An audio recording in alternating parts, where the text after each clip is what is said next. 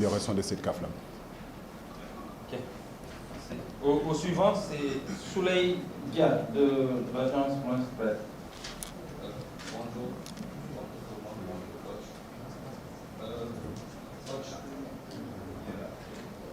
Au moins 5 joueurs dans la liste évoluent aujourd'hui dans les championnats du golf, dont Sadio Mané, Kalidou Koulibaly, Edouard Mendy. Si l'on sait qu'ils jouaient tous dans les meilleurs clubs d'Europe lors de la SAC en 2022, est-ce qu'on ne peut pas dire que la situation actuelle affaiblit un peu l'équipe comparée bien sûr à celle de 2022? Ma deuxième question, récemment, bien dernièrement, on a vu un Sadio Mané faire le coup de très nerveux.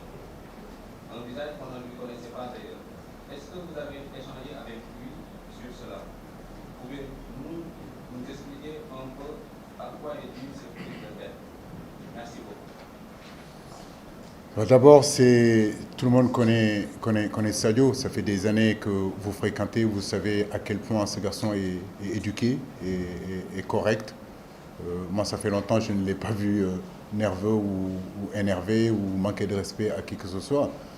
Je veux dire, voilà, donc sur le terrain, il y a des comportements, il y a des attitudes qu'on peut avoir parce que tout simplement on est irrité, parce qu'il y a une décision arbitrale qui a été faite et qu'à un moment donné, on est énervé contre... Mais ça fait partie du football. Mais je pense que c'est un garçon quand même assez respectueux. C'est un garçon qui est concentré sur l'essentiel. Sadio, c'est un compétiteur, il n'est pas dans les détails. Donc pour moi, toute attitude que Sadio peut avoir, tout comportement il peut avoir, ce n'est pas dans le sens de manquer de respect à qui que ce soit ou bien une sorte de nervosité. C'est parce que tout simplement il a envie de gagner, c'est un compétiteur. Et un compétiteur, par moment, cette envie de vouloir gagner dépasse un petit peu les limites. Mais ça, c'est pas méchant. Récemment, j'ai vu qu'il a marqué 2 buts. Je crois que c'est surtout ça qu'il faut regarder. Il est en train de revenir à son meilleur niveau. On peut seulement que l'encourager à continuer ainsi. Maintenant, concernant, effectivement, il y a quelques années, comme vous le dites, le projet a été clair. C'était de pousser nos joueurs à aller jouer dans les plus grands championnats. Lors du sacre en 2022, Edouard Mendy, c'était Chelsea, Koulibaly, c'était Napoli, Sadio Mané, c'était Liverpool, Idrissa Gana Gueye, c'était le Paris Saint-Germain, pour ne citer que. Aujourd'hui, il y a un changement, voilà, il y a un changement. D'autres sont en Arabie Saoudite, mais d'autres continuent encore à performer, qui sont aussi en Europe. Je pense qu'on m'a reproché ça pendant des années, d'avoir eu cette politique, c'est-à-dire de choisir des joueurs de ne pas choisir des joueurs qui sont dans d'autres championnats. Aujourd'hui, on a montré qu'on était capable de gagner en ayant nos joueurs à ces grands championnats européens.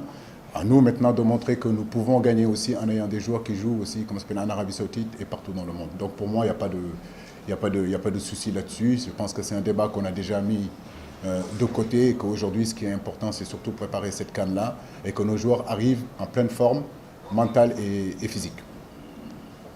Merci, coach. Ndeye Marème Ndiaye.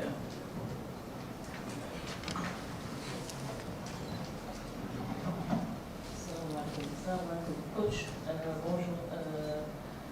Je reste en Italie comme Pape l'a souligné tout à l'heure par rapport à Bouladia. Je voulais savoir aussi l'état de santé de l'organisme et de l'année qui sont aussi en pendant les tournées.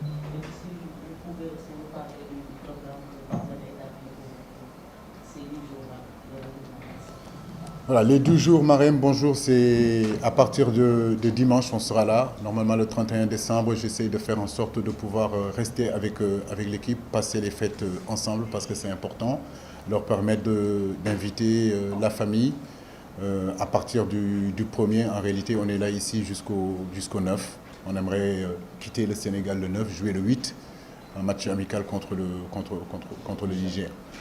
Donc, l'autre question, c'est par rapport à Nampalis. C'est vrai que Nampalis, que ce soit Nampalis, que ce soit Ghana, aujourd'hui, s'ils sont dans cette liste-là, c'est parce que nous sommes sûrs et certains de pouvoir les récupérer avant de quitter le Sénégal.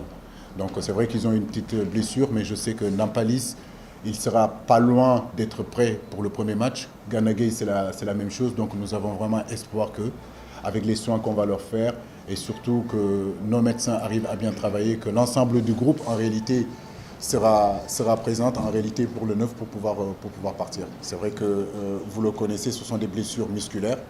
Donc pour moi, on a énormément d'espoir. S'ils sont là, c'est parce que vraiment, on en a discuté avec les médecins, on en a discuté avec les joueurs et qu'aujourd'hui, ils sont prêts pour être là. Merci, coach. Suivant, Mesmin Oman.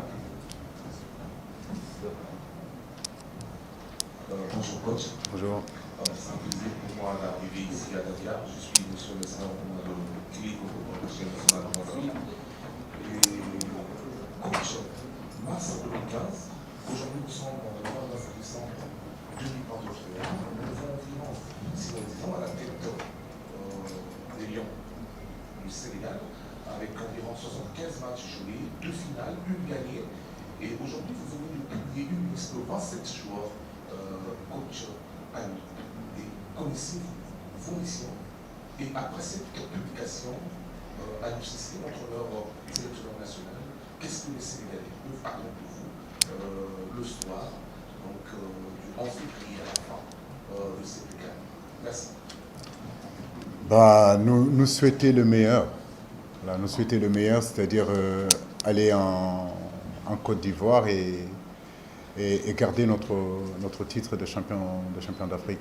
Nous savons que ça sera très difficile, mais je pense que nous avons les arguments aujourd'hui, nous avons l'expérience, je vais le dire, nous avons le vécu. Des années se sont passées, notre équipe s'est bonifiée d'année en année, de sortie en sortie, de compétition en compétition. Donc fort de cette expérience-là, nous allons à cette compétition, comme je l'ai dit, avec beaucoup d'espoir, mais en réalité avec énormément d'humilité. Merci. Merci. Le suivant, c'est Aliou Diakhaté.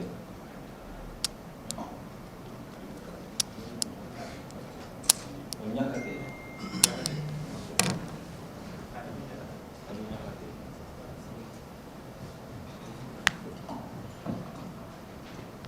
Bonjour coach, Khalid Diakhaté du sport. Coach, vu le nombre de joueurs blessés, surtout au milieu, Gana est blessé avec Emerson Nampalis, est blessé aussi avec l'interférence.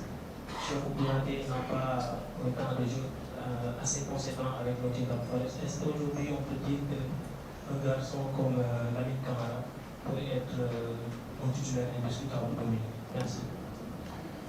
Écoutez, moi j'aime bien parler du collectif. Je sais que vous aimez encenser les joueurs individuellement, mais je crois que ce qui est important, c'est surtout notre collectif. Et aujourd'hui, on a un collectif en qualité et en quantité où chaque joueur est capable de jouer dans cette équipe nationale-là en réalité. Je veux dire que Lamine est capable de jouer, Gana et Nampalis ont déjà fait leur preuve. Je crois que ce qui est important, c'est mettre la meilleure équipe possible en réalité face à la Gambie. Et pour ça, je compte sur l'ensemble en réalité de nos joueurs. Lamine en fait partie. Merci. Grégoire.